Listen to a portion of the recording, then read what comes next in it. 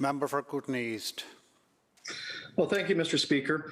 June 7th, 2019 started as an average late spring day in Cranbrook, BC, but it wouldn't end this way, Mr. Speaker.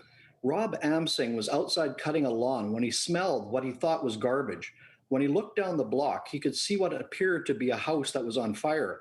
Indeed, the house at 325 Fifth Avenue and the home of Scott and Jerry Pat Smith, whom they occupied with Scott's father, Gene, and their granddaughter, Mariah, was going up in flames. Rob ran toward the smoke and went to the front door to see if anyone was inside. Rob could see a dog barking through the smoke and kicked open the front door to retrieve the dog. Once inside, Rob found a confused and disorientated Gene Smith, approximately 85 years old at the time, and not aware that the house was on fire and not willing to leave. At that point, Rob was forced to take Gene out of the house, but in the meantime, the frightened dog ran back into the burning home.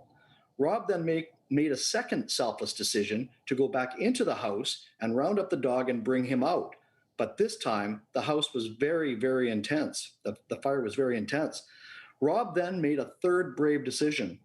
He entered again to check and see if anyone else was in the home. By this time, flames were shooting across the ceiling. He later said that it was like a scene out of the movie Backdraft. Finding no one else, he exited just in time as there was a propane gas explosion on the back deck of the home, and the main floor of the house was leveled within minutes.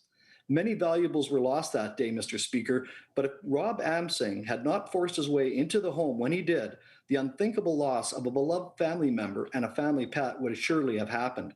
It should be noted that if not for the fearless efforts of the Cranbrook Professional Firefighters, Local 1253, the fire would have surely gone a lot further down the block due to the fire's intense heat and the very high winds that day.